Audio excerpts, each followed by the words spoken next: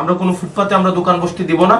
তাদের সবাইকে জেলা পরিষদের মার্কেটে এবং পৌরসভা মার্কেটে তাদেরকে ওইখানেই বসতে হবে। এর বাইরে জিরো টলারেন্স, কোনো ধরনের কাউকে স্পেস দেওয়া যাবে না, একদমই না। মানে এখানে মানবিকতা যদি দেখাইতে যাই তাহলে এখানে হচ্ছে আমাদের নাগরিক সুবিধা হচ্ছে এখানে বিঘ্নিত হয়। আর আমরা তো অমানবিক হইতেছি না, তাদেরকে তো আমরা জীবিকার ব্যবস্থা করেই দিচ্ছি, তাদেরকে তো আমরা স্পেস করেই দিচ্ছি। আরেকটা বিষয়, বাজার স্থানান্তরকরণ। আমি এখানে ইউনো মহোদয় এবং এসিএন মহোদয়ের সহযোগিতা চাইবো। আপনারা যদি চান আজকেই আমরা ব্যবসায়ীদের সাথে কথা বলবো। এবং গতকাল আমি যখন বাজারে গিয়েছি, ব্যবসায়ীরা আমাকে বলেছে তাদের জন্য একটা স্থায়ী ব্যবস্থা করে দিতে।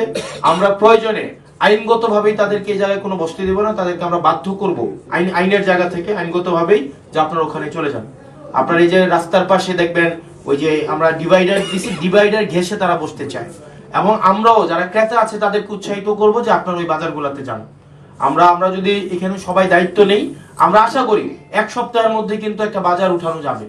আমরা যদি চাই, আমরা ক্রেতার যদি প্রয়োজনীয়তা থাকে এবং বিক্রেতার যদি উপযোগিতা তৈরি করতে পারে, ক্রেতা অবশ্যই যাবে। সকালে তো আমার আম্মা আব্বারা, আমাদের চাচা চাচিরা বাজার করতে পুরান বাজার যাইতো। পুরান বাজারে ওই যে